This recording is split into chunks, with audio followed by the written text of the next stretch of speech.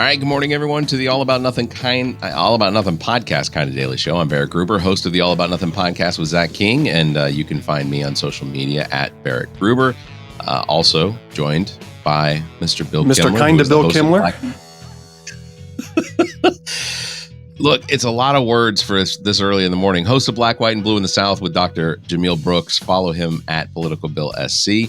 Welcome, Mr. Bill. Do you want to go first? Because you said you have, and as my guest host, I feel like it's appropriate to give a spotlight away so that you can tell us your thing. Oh, I will break that though. That was a fantastic episode you all dropped. Oh, thank you. I don't remember the individuals' names. You said them many times, but that story was just unbelievable. I was gonna give you some information. So on 9/11, because some of the work that I did with NCR, we at the time we had some national security implications, and because we had parts and things being delivered all over the world. One of the things that we got, or I was informed of with one of our service team members that actually goes out and does the hardware repairs, said that the commercial pilots, when their flights were diverted, most of them were not even aware of the events of 9/11. They didn't find out till they were on the ground. Some didn't actually know until they were in front of a television with the news on. Apparently, in the interest of U.S. and international security, most planes in the air received no information to reduce panic. So I had assumed that the pilot would have known. I mean, I figure chatter among pilots in the air, somebody would have heard or seen something and it would have spread. Yeah. But that's an interesting fact. Good, interesting to know. Yeah. I'll have to redo the entire episode now. That's that episode's completely useless. No, I'm kidding. That was just a one throwaway line, a speculation on my part. Oh no, yeah. No, but most people, actually, in some cases, there were, so just watching documentaries and things like that, there were people, passengers that found out before the pilots did because of in-flight phone calls that you could. Wow, so did not know that. It was a extremely awkward situation. But the story about landing in Newfoundland and having basically double the population in only a matter of hours, just unbelievable. Yeah, the response that I've received on the social medias has been outstanding. Some people have been to Gander, Newfoundland, and have seen the sites that I talked about. Others had their own 9/11 stories, and even the new podcast that you've launched, the Politically Speaking. Erica dropped a note about that episode, and it brought up memories for her. So yeah, I've listened to it a couple of times. Very proud of it. We may just have to shut down now because how are you going to top that? How am I going to top that? Right, I'm done. So it was good. Hey, I want to share with you. In fact, another mea culpa I need to do. I think I may be completely turned around on this whole Trump Musk Doge thing, because checks from the government have started hitting the mail right here. This I am looking at is a check from the South Carolina Department of Motor Vehicles paying me to cash $15. And you know what? It doesn't even say why. It doesn't even. I have some guesses, and it has Curtis Loftus's signature on here. Fuck's sake. So you want to know where that $1.8 billion went? $15 of it is in my hand right now and is going to be cashed today.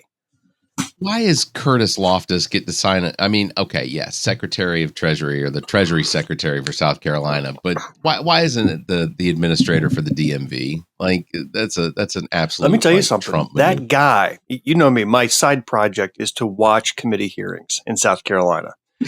I've seen the head, and I forget his name, but I've seen the head of the South Carolina Department of Motor Vehicles testify twice, once in front of a House committee, once in front of a Senate committee. He is a guy whose energy is dialed up to 12. He's an older guy, but you would have thought that you would see him in an Irish bar in Boston. That's his personality. He just unfiltered, hands like this, right in front of the microphone. It's like, if you mother effers don't give me the money I effing need right now, then you ever, I mean, he didn't drop the F-bombs, but you could just imagine they're coming out.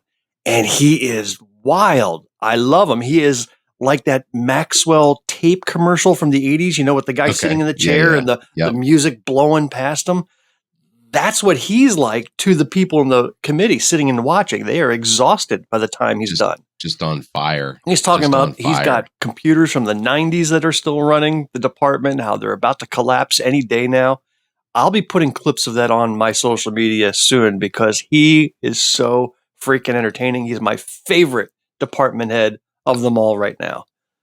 I look forward to that. I did have a beef. A little bit of a beef. You said that Matt Villardo was your only returning guest, and that may be technically because usually if I'm a guest on your show, it's because I have forced myself onto it. Well, tell me, when have you you've been a guest on a show once? I was on once, and then I was did we air our episode for when we were a guest on your show. Okay. So you still are not a returning guest. You have been on our show once. I came on as when you had your anniversary. Right. That was it. Yeah. That's the only time you've been a guest on our show. I have not been on the show. No. Like I had that wrong. You did. Just for that, so take all the exceptions you want. You're not getting any. Hey, I got another thing for you. So, I'm a big fan of the All About Nothing. Oh, I needed that note actually. I'm a big fan of the All About Nothing podcast, the weekly version. I'm not as big of a fan as this kind of daily version, but the weekly version, I'm a huge fan of. Sure. But I'm not a fan of one segment of your show. You know which one I'm talking about. What do you routinely do with your guests at the end of your interview with them? Oh, the 7 questions. The 7 questions, all right? So I'm going to try to reach out and meet you halfway on this and understand where you're coming from. So I have 7 questions for you. I'm going to try this out. God. These are brand new, hot off the press, and I want you to answer them honestly. We'll see how this goes, okay? If this is a total failure, we'll abandon it, but you know me, it's not. Question number 1. This is a question for you. All the surety. What is the most recent thing you've searched for on Pornhub? Oh, well, I couldn't tell you. And the only reason I say that is because Pornhub in South Carolina is blocked. YouTube, X videos, whatever. You take your pick. In your favorite adult entertainment site, what's the last thing you searched for? Probably siblings or something. You failed that question. You weren't expecting.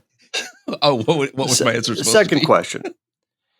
If you were the title of a research article published in the Journal of Analytical Mass Spectrometry and Chromatography, what would it be? Worlds collide without impact.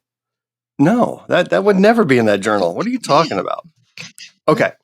Almost literally what that journal Third question. Okay. If you cheated on your wife with Stormy Daniels and the details of your affair came out in public during a trial, a business corruption trial, how soon would it be before you bought a Tesla Cybertruck? It would absolutely be on our birthday because Stormy Daniels and I share a birthday, which is next Monday. Wow. See, okay, there is something to these questions. You're pulling out these details. One, how would you know when Stormy Daniels' birthday was? I looked it up. Okay. We celebrate together. No. Age-wise, where are you at? Do you know? Birthday? We're the same. I think we're the same age. Wow. 46. I think she's going to be 46 this year. That is fantastic. All right. Here's a softball for you. Ask your next one. Question number 4. Where were you on January 6th and why were you shirtless? Oh, well, it was early in the morning. I was just getting out of bed, so I was at home shirtless. Yeah. Okay, we'll have to fact check that one. Okay. Number 5. What is your least favorite mainstream religion? Well, you may not like this one, but probably Christianity. Oh, we are so getting canceled. We are so getting canceled. Look, if the basis of that answer is purely on the fact that it has so much, for me, has so much more wrong with it than it does right, it's got to be mainstream Christianity. You know what though? Southern Baptist Christianity. No. I was going at the high level, mainstream, high level. So Christianity would be the answer. So yeah. You would prefer Islam, Muslims, Hindus, all over Christians. So let that be on the record. Good luck running for office. Number 6. Yeah, if it's a Sunday lunch, a lot more flavor there. Number 6. If you suddenly found yourself with $1 million, what body part would you enhance? Oh, so at the age of 45, almost 46, also Stormy Daniels, 46. We're both 46, or we're going to be 46. I would probably my feet. I am notoriously been acknowledging just how ugly my feet you guys are. are nasty stompers, huh? They are. I'll show you Saturday. Okay. You're gonna ask me for a foot rub? my feet go off they go off in 2 different directions. It's horrifying to look at, and I'd probably get those fixed. Okay. Final question. How many NFL teams are named after birds, and why are the Falcons the worst among them? Oh, well, Falcons are worst among them for so many reasons, and you know them. So, but let's see, bird team. So you got the Falcons, the Seahawks, the Eagles, Cardinals. Is that it? Is there 4? There's 4. You missed one. More than 4? How many? Which one did I miss? Hold on, let me think about it. I'll give you. I'll give you a clue if it'll help. I gotta go. I gotta AFC. run down the. Yeah. Okay, AFC. East Coast. Don't know. Mm-hmm. Oh, East Coast. Oh, this is embarrassing. It is. Oh, the Ravens. Very good. Yeah, the Ravens. Quote the Ravens, nevermore. So 5 teams, and the Falcons are the worst because of those 5. Because everyone already knows, so there's not a whole lot of point in going into it and never being able to purchase a Falcons ticket again. I was going to bring up Tesla has been rebranded. That happened this week after the taxpayer expensed car commercial on the driveway of the White House. We now refer to it as Tesla. It is, and shall ever be Tesla. Not to be confused with the old name, which will never again be referred to. It is. So I didn't watch that. Is that what Trump called it? A Tesla? Many times he called it a Tesla. Like at least 5 more times he called it Tesla than he did Tesla. And then my favorite quote from the entire event was when he got in there and he looked at the dashboard. He said, "Wow, this dashboard's completely different." And I'm paraphrasing a little bit, but I'll get the end right. This dashboard's completely different from what I'm used to. It's all computer. The whole thing is computer, which was fantastic. I'm not a guy that's going to buy a Tesla, and I will only use Tesla from now on. That is it. Tesla is the name. I have to imagine that Elon Musk standing next to Donald Trump while the name of his company is just besmudged. It's dismantled in a way that is unfixable because he can't correct Donald Trump in front of the cameras. Like maybe they do it in the closet. Well, okay, sorry. Maybe they do it not in front of the cameras.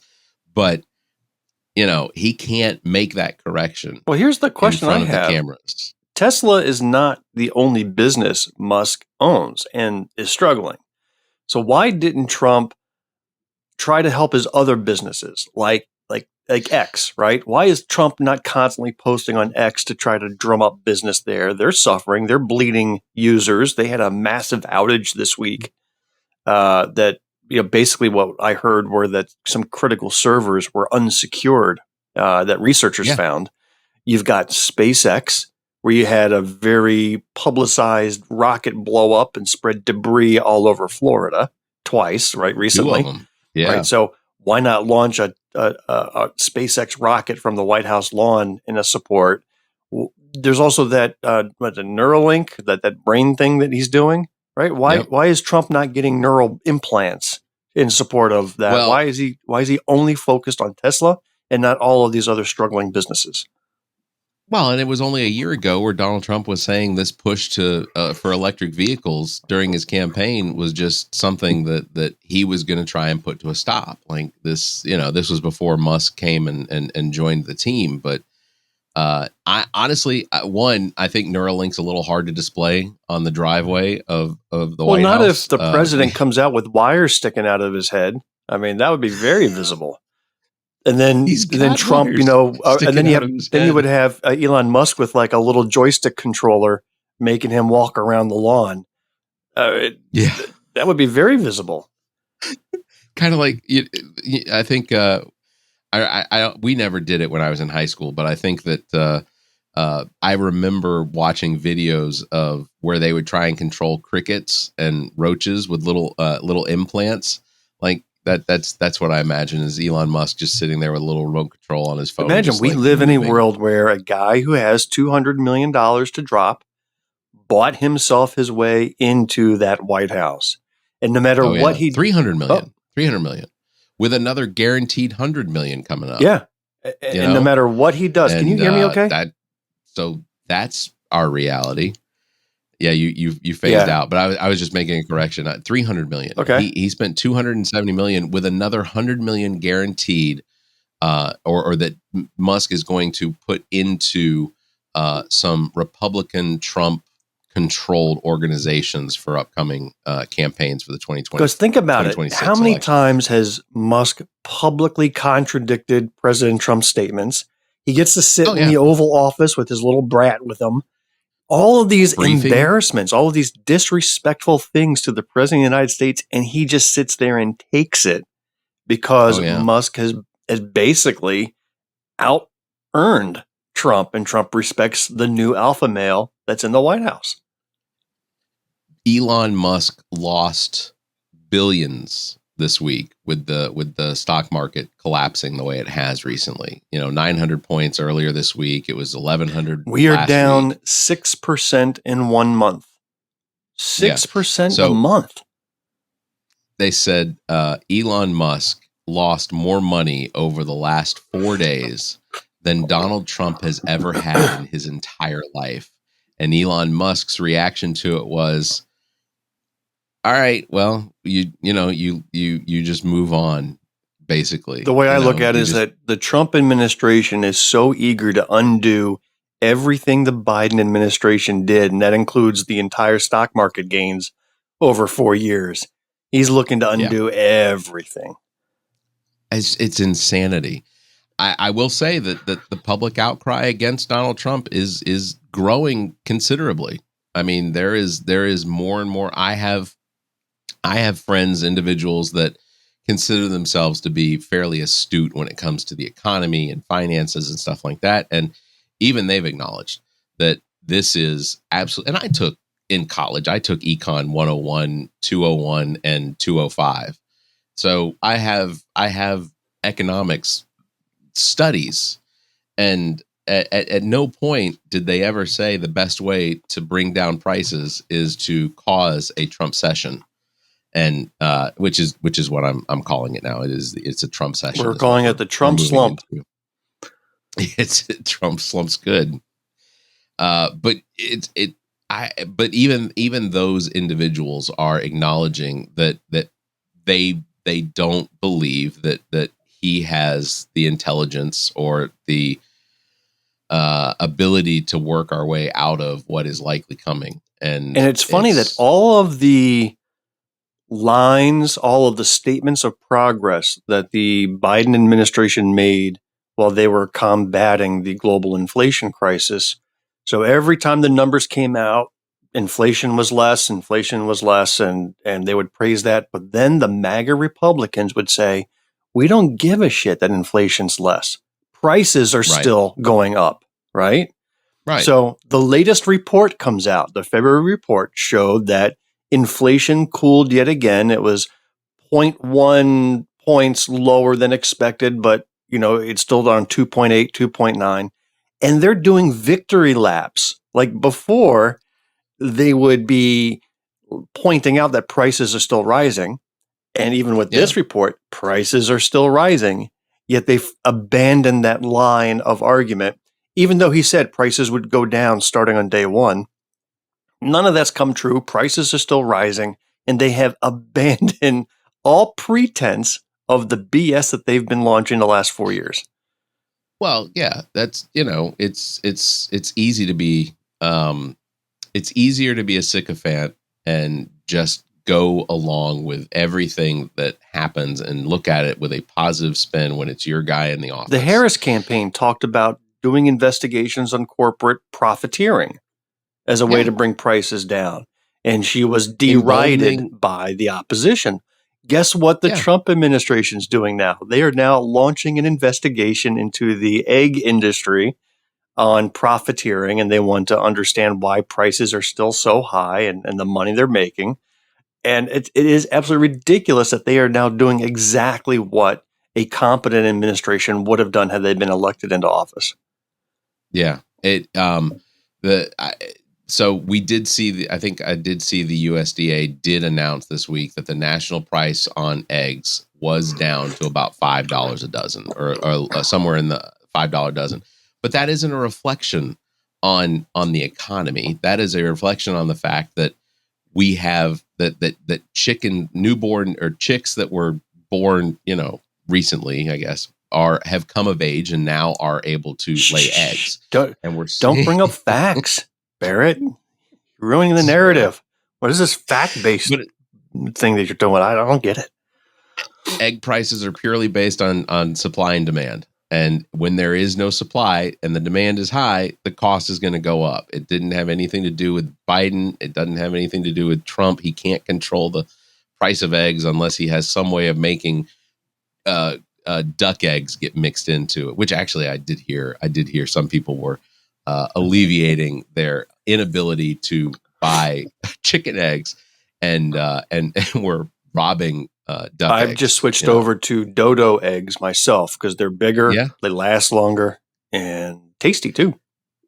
1 egg per omelet. Or even the Cadbury cream eggs. There's plenty of those. There's no shortage of them at the grocery store. I was going to tell you also, we recorded last night with Donald Brock Jr., who of course is the he's a town councilman for the town of Blythewood, but he's also the coordinator for the Soda City Comic Con.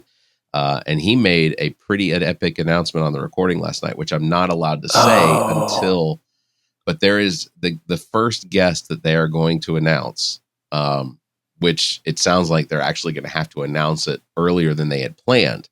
But the first guest that he announced on our show or on the recording last night that comes out on the 28th of March is absolutely a fan favorite. And well, we're going to have to hear it on Saturday if you're a paid nothinger, right?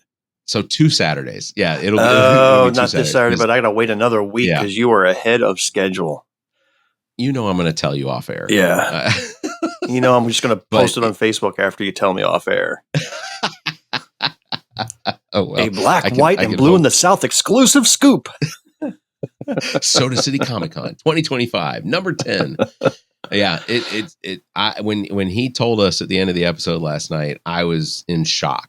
Again, just a huge get. And, so this is a name that I would know because most of the names you bring up, I don't know because I don't know who the voice of X-Man number 5 is in the 90s cartoon. Okay. I don't know that.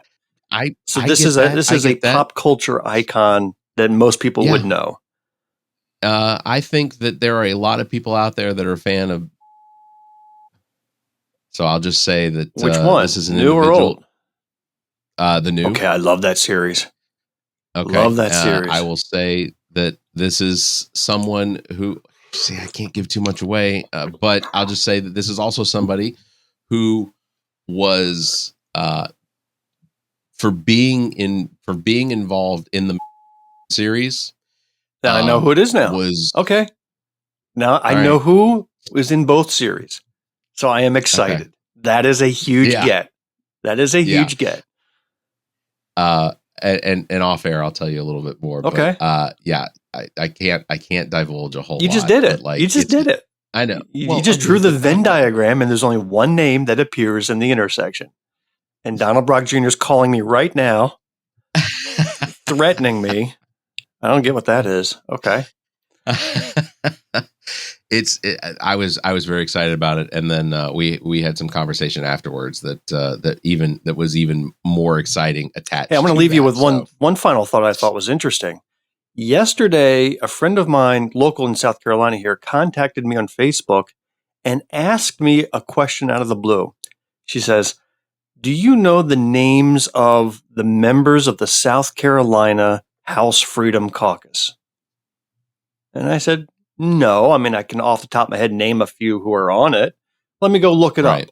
Did you know that it is not publicly available, the full list of the House Freedom Caucus members? You can't find it. I didn't know that was the case, but it doesn't surprise me. Yeah, I mean, when I was doing the research, I would find a news article from AP or the Post and Courier, and they would drop like 3 or 4 names saying House Freedom Caucus member X, House Freedom Caucus member Y. But you go to their Facebook page, you look online, there is no list that says, here are the 20 House Freedom Caucus members. I even ChatGPT'd it, because that's what ChatGPT is good for, to distill the entirety of human knowledge. And even ChatGPT came back and said, they do not publicly list the members of the House Freedom Caucus. How odd is that? You would think that they would want to be very forthcoming about their loyalties to the Freedom Caucus. It's a weird situation. I know RJ May is one. Former. I think he was officially booted out. He was booted out. Okay. Well, he was formerly the second in charge. He was a co-founder of it. Yeah. But yeah, I can't think of the names of many of the other ones without having to look it up. Secret society. So weird. I have to assume if they've attached themselves to the Moms for Liberty that they might be at least looking for entry into membership for the Freedom Caucus, South Carolina's Freedom Caucus. Ralph Norman I would assume Ralph Norman's pretty close to being a member of the Freedom Caucus, just not inside of the House. That would be at the national level, right? Yeah. The Congressional Freedom Caucus, not the South Carolina House, which is a different beast. Now the Congressional Freedom Caucus is listed. I found that. So you can find the names there.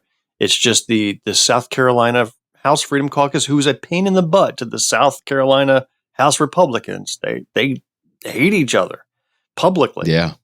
But you can't find a list of who they are.